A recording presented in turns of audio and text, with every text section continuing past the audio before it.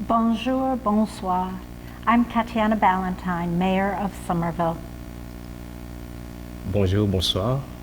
And I am Leptune Paul, the Haitian Services Coordinator for Haitians in the city of Somerville, Office of Immigrants Affairs.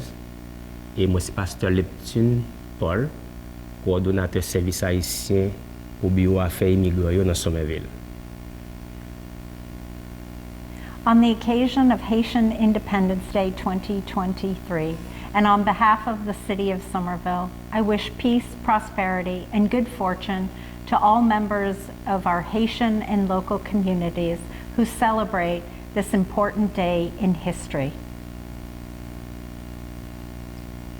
Dans l'occasion jour indépendance Haïti 2023, et dans nos villes Somerville, moi souhaite la paix, prospérité, ak bonne chance à tout membre communauté haïtienne ak moun dans localité nou yo k'ap célébrer jour important et historique ça.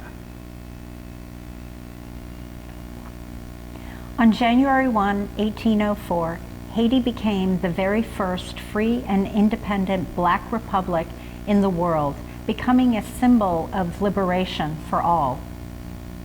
1er janvier 1804, Haïti devint première république noire libre et indépendante dans le monde et il vient tourner un symbole de libération pour tout le monde. Happy Independence Day. Bonne journée indépendance.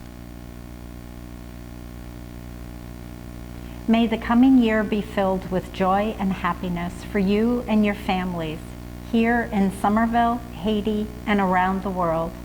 So once again, Happy Independence Day 2023.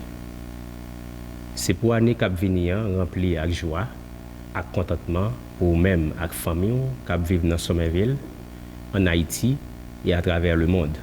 Une autre fois encore, bonne journée indépendance 2023. Bonne fête.